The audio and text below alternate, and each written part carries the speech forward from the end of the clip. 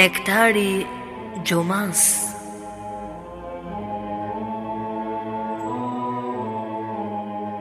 Prezanton Fondacioni Kur'anit.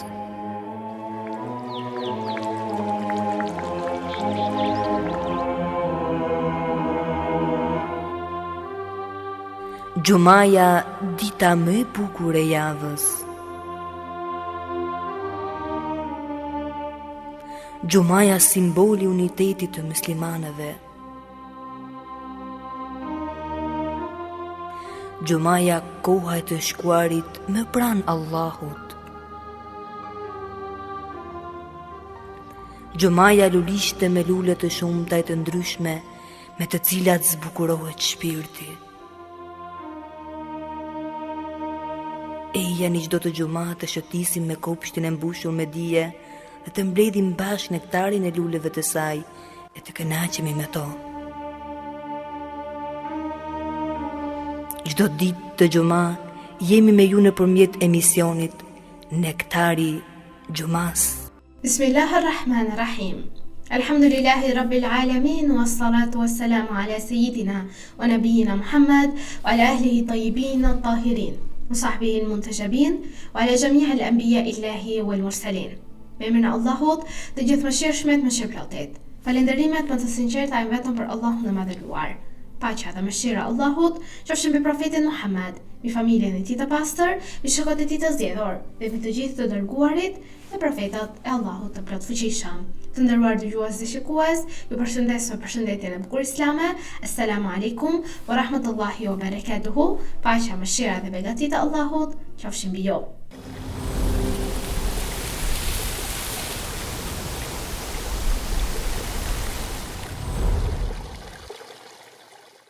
Njeriu jeton në një kohë që fatkeqësisht pamja jashtme ka mbizotruar dhe vlerësohet më shumë se sa e vërteta. Shumë njerëz ndjekin atë që duket e bukur, e lehtë apo e pranueshme nga shoqëria, pa menduar nëse ajo gjë është e drejtë para Allahut. Dynjaja i mashron zemrat me pasuri, me famë dhe kënaqësi të përkohshme, por të gjitha këto janë veçse kalimtare. Për këtë arsye, Allahu i madhëruar e ka udhëzuar njeriun që të mos mbështetet vetëm te ajo që sheh syri i tij, por te drita e udhëzimit hyjnor. Mësimet e Zotit mbeten të përhershme, ndërsa pamja e botës ndryshon vazhdimisht.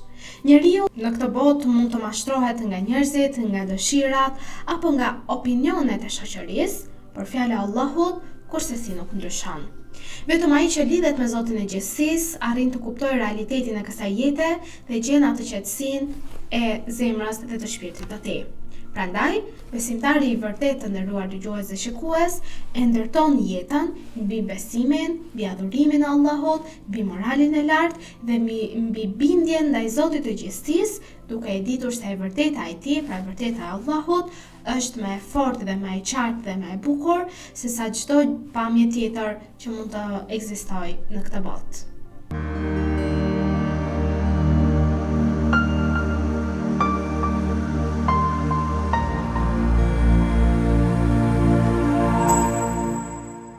Të nderuar dëgjues dhe shikues, do ju ftoja të ndiqnim së bashku për ditën e sotme nga ajeti 7 deri në ajetin 13 të surës Saf.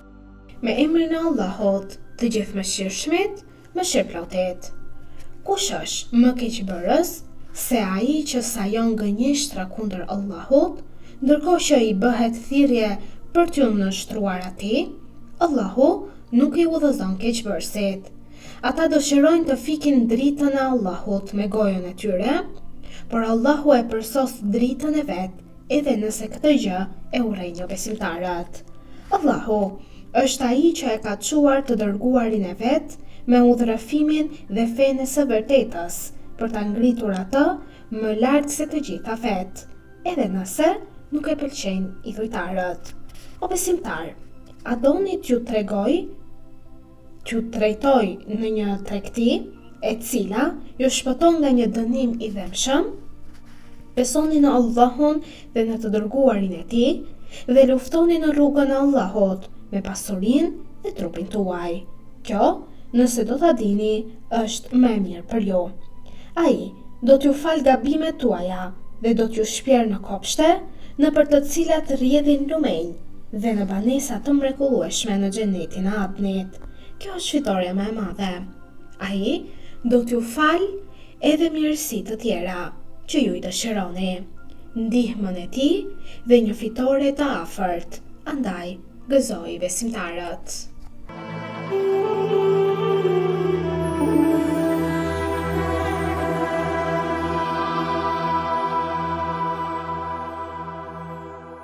Të nderuar dëgjues dhe shikues, në emisionin e ditës së sotme të Nektarit të Xumas, do ju ftoja të ndiqnim temën për sot, ku do të flasim rreth mësimet e Zotit, të cilat janë më të vërteta se çdo pamje e kësaj bote. Siç e thamë dhe në fjalën hyrëse, njeriu jeton në një botë ku syt shohin vetëm gjëra që e mashtrojnë atë zemrën e brish që na krijoi Zoti i gjithësisë. Shpeshherë, ajo që duket e bukur në pamje, fsheh brenda saj një mashtrim, një padrejtësi dhe boshllok shpirtëror. Ndërsa ajo që në fillim duket e vështirë, si durimi, adhurimi, sakrifica dhe bindja ndaj Allahut, në të vërtetë është rruga e shpëtimit dhe e lumturisë së përhershme. Për këtë arsye, besimtari nuk e mat të vërtetën me atë që sheh syri, por me atë që mëson Allahu i madhëruar në Kur'an, në udhëzimet e profetit Muhammed sallallahu alaihi wasallam dhe të ehlibetit të tij të pastërt dhe lirë. Kjo botë është e përkohshme dhe mashtruese. Allahu i madhëruar thot në Kur'anin e shenjtë: Bismillahirrahmanirrahim. Dijeni se jeta e kësaj bote është vetëm lojë, zbavitje, stoli, mburrje mes jush dhe garë në pasuri e fëmijë. Ajeti 20 i surës Hadid. Ky ajet e përshkruan qartë realitetin e kësaj dynjaje. Njerëzit shpesh humbasin në zbukurimet e kësaj bote dhe harrojnë se çdo gjë që posedojnë dal nga dal do të zhduket. Pasuria, fama, bukuria dhe pozita dhe të gjitha këto janë gjëra që ndryshojnë aq shpejt sa njeriu nuk e kupton. Njeriu sot mund të jetë i fuqishëm, ndërsa nesër mund të bëhet i dobët. Sot mund të jetë i pasur, ndërsa nesër bëhet nevojtar. Prandaj, ai që mbështetet vetëm te pamja e kësaj bote, e ndërton jetën mbi diçka të paqëndrueshme dhe bie çdo ditë më shumë në kthetrat e kësaj bote të paqëndrueshme dhe nuk ja del dot. Kurani na mëson se e vërteta nuk matet me shumicën dhe as me atë që duket e zakonshme në shoqëri. Allahu thot: Bismillahirrahmanirrahim.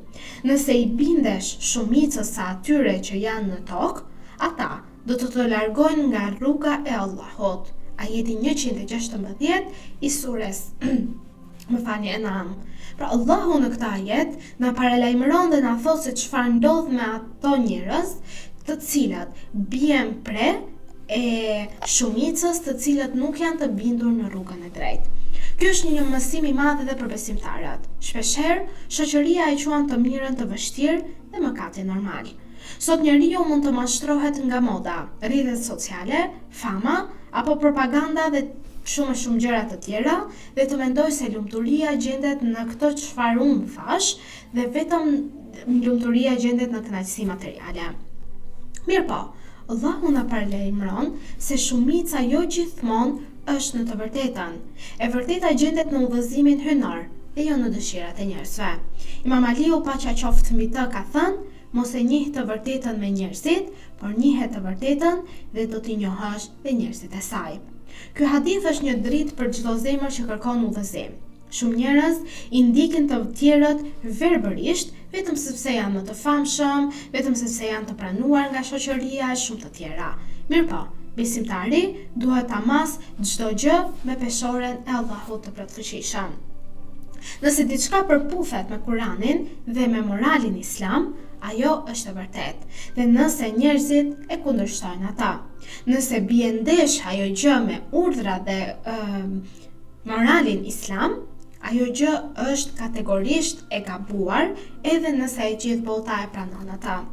Një nga mashtrimet më të mëdha të dynjas është se ajo e zbukuron veten aq bukur dhe mëkatin sidomos, saqë njeriu i duket sikur po bën diçka të mirë. Fatkeqësisht kemi arritur dhe në ditët e sotme ku shohim diçka të keqe, nuk reagojmë, njerëzit kanë filluar të mos interesohen më për gjën e mirë, sepse duan të mbarojnë sa më shpejt punën, të mbarojnë të kryen hallin e tyre në mënyrë më të shpejtë, pa menduar që ajo është rruga e mirë apo është një rrugë e keqe për më vonë për të. Shejtani e paraqet të keqen si tërheqëse dhe njeriu aq fillon të shoh gabimin si diçka normale. Allahu i madhëruar thot në Kur'anin e shenjtë, Bismillahirrahmanirrahim. Shejtani u zbukuroi veprat e tyre. Ajeti 63 i surës Nahl. Sa njerëz sot bien në padrejtësi, imoralitet apo arrogancë, vetëm sepse ato u duken të bukura në pamje në fillim, zemra e njeriu verbohet kur largohet nga drita e Allahut. Prandaj, Kurani është udhëzuesi që e ndan të vërtetën nga mashtrimi. Ai është dritë për zemra dhe shërim për shpirtrat. Allahu i madhëruar thot në Kuranin e shenjtë, Bismillahirrahmanirrahim. Vërtet, ky Kuran udhëzon drejt asaj që është më e drejta. Ajeti 9 i surës Isra. Kur njeriu në këtë botë lidhet me Kuranin, ai fillon dal ta shoh botën më ndryshe. Ai kupton se vlera e njeriu nuk është kurse si te pasuria, por të devotshmëria. Nuk është kurse si te pamja, por është e zemra dhe shpirti i njeriut. Nuk është te lavdërimi i njerëzve, por te kënaqësia e Allahut xhaleshanhu. Dhe kjo është arsyeja pse besimtari i vërtet nuk mashtrohet nga shkëlqimi i përkohshëm i dynjas. Profeti Muhammed, paqja dhe bekimet e Allahut qofshin mbi të dhe mbi familjen e tij, ka thënë: dynjaja është burg për besimtarin dhe xhenet për jo besimtarin. Kuptimi i këtij hadithi është se besimtari nuk jeton për këtë botë apo për kënaqësitë e kësaj bote, por ai e kontrollon veten, largohet nga harami dhe i duron sprovat për hir të Allahut. Ndërsa ai që nuk beson, mendon vetëm për kënaqësitë momentale dhe harron jetën tjetër. Mirëpo kënaqësia e dynjas është e shkurtër, ndërsa jeta e ahiretit është e përhershme. Një tjetër mësim i madh është se pamja e jashtme nuk e tregon gjithmonë realitetin e brendshëm. Allahu i madhëruar thot në Kuranin e shenjtë, Bismillahirrahmanirrahim. Ndoshta ju urreni diçka, por ajo është e mirë për ju, dhe ndoshta ju doni diçka, por ajo është keq për ju. Allahu di, ndërsa ju nuk e dini. Ajeti 216 i surës Bekara. Njeriu shpesh ankohet për sprovat, për varfërinë, për humbjet apo për vështirësitë që mund të kalojë. Por ndoshta pikërisht ato janë shkaku i shpëtimit të tij. Sa njerëz janë afruar me Allahun përmes dhimbjes, sa zemra janë zgjuar përmes provave, Allahu sheh atë gjën që njeriu nuk arrin dot ta shohë. Për këtë arsye, besimtari i dorëzohet urtësisë së Zotit, tawakkaltu ala Allah, dhe kur nuk e kupton plotësisht se çfarë do të ndodhë me ta për në të ardhmen. Një nga problemet më të mëdha të kohës së sotme fatkeqësisht është se njerëzit besojnë më shumë në ato që shohin sesa në mësimet e Allahut. Shumë të rinj ndikohen nga figura që promovojnë luksin, krenarinë dhe jetën pa moral. Mirëpo, aq është, e sheh, por ti nuk kënaqet. Nuk kënaqesh sepse zemra pikërisht nuk kërkon këtë qetësi, nuk kërkon qetësi në mëkat. Zemra kërkon qetësi në gjëra të tjera, në gjëra të cilat janë të qëndrueshme si në këtë botë edhe në botën tjetër. Allahu i madhëruar thot, me të vërtet, zemrat qetësohen me përmendjen e Allahut. Ajeti 28 i surës Ra'd. Kjo është një e vërtet që asnjë pasuri nuk mund ta zëvendësojë. Shpirti i njeriut është krijuar për të lidhur me Allahun e madhëruar, dhe kur ai largohet nga Zoti, ai mbushet me zbrazëti dhe ankth, edhe nëse duket i lumtur nga jashtë. Ndërsa ai që e kujton Allahun, ndjen paqe edhe në vështirësi. Imam Sadiku, paqja qoftë mbi të, ka thënë: kush e njeh Allahun, largohet nga dynjaja. Kjo nuk do të thotë që të braktisësh jetën e kësaj bote, më falni, por të mos e lidhësh zemrën me bukuritë e kësaj bote, sepse besimtari punon, jeton dhe ndërton, por zemra e tij mbetet e lidhur me Zotin një dhe të vetëm dhe jo me gjërat kalimtare të kësaj bote. Besimtari e din se vendkalimi i tij i përhershëm është bota tjetër dhe jo kjo botë. Mësimet e Zotit janë më të vërteta se pamja e kësaj bote, sepse Allahu është krijuesi i të dukshmes dhe i të padukshmes. Sytë e njeriut mund të gabojnë, emocionet mund ta mashtrojnë njeriun dhe shoqëria mund të devijojë, por fjala e Allahut kurse si nuk gabon dhe mbetet udhërëfyese përpara çdo bukurie të kësaj bote. Kurani është drita e pashuar, që e ndriçon rrugën e jetës dhe profeti Muhammed dhe ehlibeti i tij i pastër janë udhërrëfyesit që e shpjegojnë atë me urtësi dhe drejtësi të pamas. Besimtari i mençur të nderuar dëgjues dhe shikues, nuk e ndjek verbërisht atë që duket e bukur në dynja, por pyet veten: a është kjo e pranuar tek Allahu? Sepse ai e din se ajo që ka vlerë tek Zoti i gjithësisë është e përhershme, ndërsa çdo gjë tjetër do të zhduket. Dhe të mbaj mend ajetin, dy ajetet e surës Rahman, ajeti 26 dhe 27, ku Allahu thot: Bismillahirrahmanirrahim.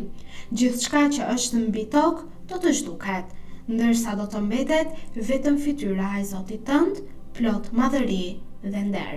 Ajeti 26-27 i surës Rahman. Në këto momente të nderuar dëgjues dhe shikues, duke ju lënë në mbrojtjen dhe ndihmën e Allahut xhaleshanhu, duke ju uruar një xumë të begat.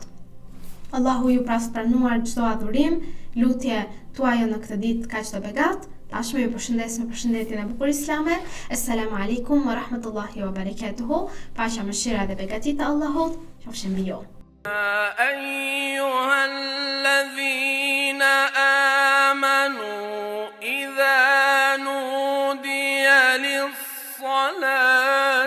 من يوم الجمعة فاسعوا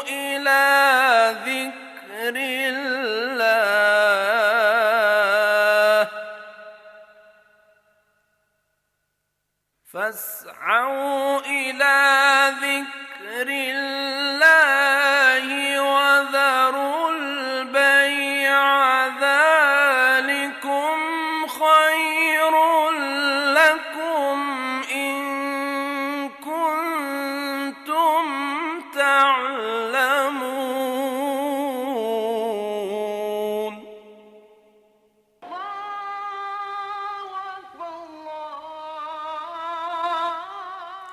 O ju që besuat, kur bëhet thirrja për namaz, ditën e xumas, esni shpejt për aty ku përmendet Allahu, dëgjojini hutbën, falni namazin, e lini shitblerjen. Kjo është shumë më e dobishme për ju nëse jeni që e dini. Ashhadu anna